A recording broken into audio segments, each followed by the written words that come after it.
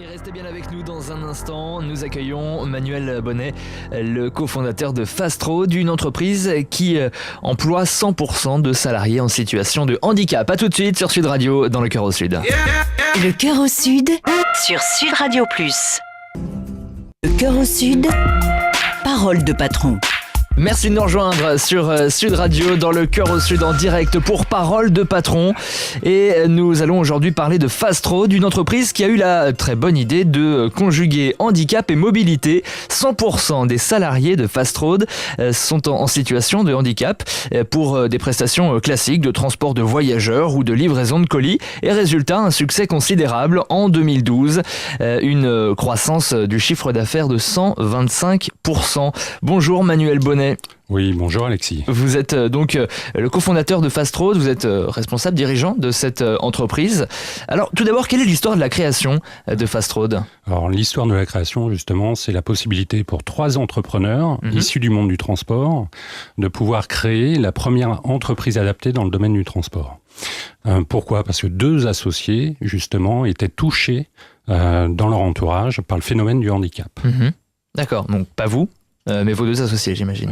Moi aussi, moi également, oui. Vous êtes touché par le handicap ? Touché par le handicap, oui, tout à fait. Et pourquoi avoir décidé de n'avoir que des salariés ? Parce que vous avez 100% des salariés donc de l'entreprise sont en situation de handicap. Pourquoi avoir décidé d'avoir que des salariés handicapés ? Pourquoi ? Parce que c'était un leitmotiv, c'était une passion à la base, c'était de se dire pourquoi pas justement pallier cette possibilité d'avoir des personnes qui souffrent tout au long de l'année, le fait de ne pas avoir de travail et d'offrir un nouveau métier justement dans le monde du secteur adapté et protégé qui était le métier de chauffeur. Parce que pour les personnes handicapées, évidemment, au-delà du handicap, il y a aussi l'accès au travail qui est un véritable parcours du combattant. Oui, on a recensé à peu près 70% des personnes qui postulaient au sein de Fast Road n'étant même plus indemnisées par le Pôle emploi. Ah oui, effectivement. Mais plutôt par le RSA. Et est-ce qu'il s'agit de personnes alors qui sont qui souffrent de handicap physique, je dirais, moteur, ou bien il y a également des gens qui souffrent de handicap mentaux ? Vous avez également des personnes qui souffrent de handicap mentaux, alors tels que la bipolarité, mais beaucoup de handicaps physiques, tels que le mal de dos et autres, qui leur donnent l'impossibilité de travailler sur des métiers tels que le conditionnement, la manutention. Et en tant que chauffeur, justement, ils ont la possibilité de travailler concrètement sur du transport de voyageurs, de passagers, mais aussi de la petite marchandise, en l'occurrence du transport de plis, entre établissements par exemple. Alors, est-ce que vous notez un engouement de la part des entreprises ? J'ai vu dans une interview que vous aviez donnée que par exemple des grands comptes tels qu'Airbus, Air France, Point P ou encore la Société Générale font appel à vous. Savez-vous pourquoi elles font appel à votre société plus qu'à une autre ? Alors, il y a plusieurs critères.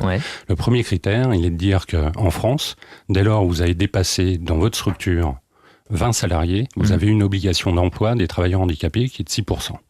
En l'occurrence, certaines sociétés, notamment des grands comptes, ont l'impossibilité en interne, en fonction de leur métier, d'avoir autant de salariés en situation de handicap. Donc pourquoi ils ont cette impossibilité finalement ? C'est pas vraiment, c'est impossible, c'est parce qu'ils le veulent pas vraiment. C'est souvent, malheureusement, les RH souhaitent recruter les personnes en situation de handicap. Ensuite, le divulguer au sein du groupe sur des tâches opérationnelles qui nécessitent un travail vaillant. En règle générale, peut-être que le directeur des opérations, le directeur régional ou autre, n'a pas cette envie de recruter une personne qui ne sera pas productive à 100%. On peut adapter ou on peut trouver un poste pour une personne qui soit adaptée par rapport à son handicap aussi, non ? C'est la raison d'être de Fast Road en fait, bien sûr. Où là on va adapter la pathologie en fonction. En fait, il y a des ce que vous êtes en train de nous dire, c'est qu'il y a des entreprises qui, en quelque sorte, pour pouvoir rentrer dans le quota imposé par l'État, par les services de l'État, font appel à vous ? Oui, ils font appel à nous. En l'occurrence, dès lors où ils n'ont pas le taux requis de travailleurs handicapés, font appel à nos services. Ça leur permet également de déduire une contribution à GFIP qu'ils paieraient en fin d'année par salarié manquant dans l'entreprise. Et en règle générale, ça va de 5 000 à 10 000 euros par salarié manquant dans l'entreprise. D'accord. Donc nous, on intervient et notre intervention fait que, en faisant appel à nos services, ils déduisent une part du chiffre d'affaires octroyé pas en cas de sous-traitance. Alors, j'ai l'impression que ce sont principalement des arguments, je dirais, comptables pour l'instant. Il n'y a pas aussi un aspect social dans l'envie de ces entreprises de faire appel à vous ? Alors il y a aussi, ça rentre directement dans la politique RSE d'une entreprise. En l'occurrence, hormis l'aspect social, vous avez tout l'aspect développement durable. Donc le développement durable est lié aussi à la qualité de vos véhicules, réduction de CO2, on en parle aisément aujourd'hui. Et puis l'économie sociale et solidaire, l'intégrer dans le panel d'achat des grands comptes. Alors, employer donc au sein de Fast Road, on le rappelle, uniquement des salariés handicapés, j'imagine que c'est aussi un investissement, ou en tout cas que ça entraîne des aménagements et donc des coûts supplémentaires. Concrètement, qu'est-ce qu'il faut faire lorsqu'on souhaite avoir une entreprise avec uniquement du personnel handicapé ? Est-ce qu'il faut s'adapter ? Alors, faut s'adapter, oui. À quel niveau, par exemple ? Alors, faut savoir que dans l'entreprise, on a un critère, c'est de calculer la productivité de l'entreprise, du métier de chauffeur, en l'occurrence par rapport au monde classique.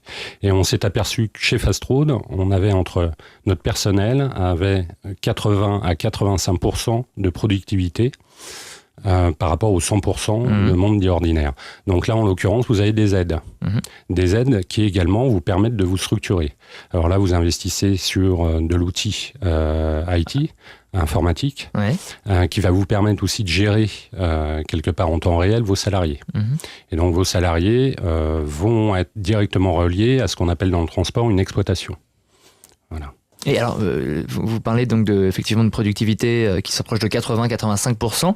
Comment du coup vous faites pour rester concurrentiel par rapport à vos concurrents qui eux n'ont pas cet aspect-là ? Différentiel par rapport à une organisation qui est liée à l'outil informatique, la formation aussi du personnel, très importante la formation du personnel.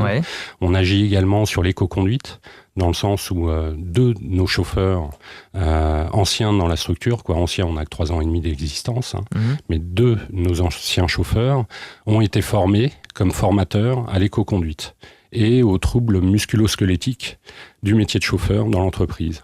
Ah oui, effectivement, c'est très pointu. Donc on va assez loin dans la politique de formation, où vous avez un livret d'accueil, vous avez tout un panel de formation lié à l'outil technologique et aux mesures de sécurité dans l'entreprise, important. Alors bon, même si on a bien compris que c'était pas l'objet de départ, puisque vous êtes un des fondateurs et on a bien compris l'histoire de l'entreprise, mais est-ce que vous n'avez pas peur qu'on vous accuse, entre guillemets, de faire un petit peu du handicap un business et de mettre en avant cet aspect de l'entreprise pour pouvoir faire venir les clients ? Ma question est volontairement un peu provocatrice, bien sûr. On nous accuse pas, mais on le revendique. On fait du business social. C'est une initiative business social, dans le sens où on fait du business pour faire du social. Et dans le cadre où on a du résultat dans l'entreprise, on a 2 facteurs. C'est le facteur investissement en matériel et le facteur investissement en embauche. Donc, on a la possibilité d'embaucher du personnel et donc de recruter. Et à partir de ce moment-là, on est des plus heureux, c'est-à-dire offrir un emploi à un salarié en situation de handicap. Vous embauchez encore en ce moment ? On embauche encore. On a 3 recrutements prévus avant la fin de l'année, comme chauffeur et un exploitant transport. D'accord. Donc là, si certains de nos auditeurs ont envie de postuler, ils peuvent le faire par quel biais ? Différents biais. Vous avez la lettre simple à envoyer. On peut retrouver votre adresse de toute façon sur le site internet. Fastroad.fr, exactement. Et vous avez aussi la possibilité d'envoyer un email avec votre candidature associée. Bon, voilà, directement. J'ai vu que vous aviez décroché le trophée Espoir de l'économie 2013. C'est une reconnaissance pour vous, ou bien finalement la seule reconnaissance qui vaille, c'est celle de vos clients ? Tout type de reconnaissance. Et la première des reconnaissances, ce sont les salariés qui travaillent au sein de Fast Road. Et qui plus est, c'est un travail d'équipe. Et ce travail d'équipe a donné lieu à une récompense qui était le trophée de l'espoir de l'économie 2013. Tout à fait. Alors, évidemment, on l'a dit, des personnes intéressées peuvent postuler. C'est toujours la même optique dans l'entreprise, c'est toujours des salariés handicapés qui peuvent postuler. Toujours des salariés handicapés, tout en sachant que... Ça englobe quoi ce terme, je dirais, handicapé, puisque vous parliez tout à l'heure de mal de dos. Oui. Le mal de dos, ça rentre dans le handicap ou... Des problématiques de dos. Où vous avez une personne qui doit alterner la position assise et debout, est une problématique pour avoir tout type d'emploi. Mais là, il faut que ça soit reconnu par la MDPH. Du travail. la MDPH, qui est la maison départementale pour le handicap, qui délivre une RQTH, la reconnaissance de la qualité de travailleur handicapé, et qui donne la possibilité à toute entreprise adaptée de recruter du personnel. L'année 2012 a été bonne, 125% de chiffre d'affaires en plus. L'année 2013, elle semble se dessiner comment ? On arrive bientôt à la fin de l'année. Alors on s'éclate. Très clairement. Pourquoi ?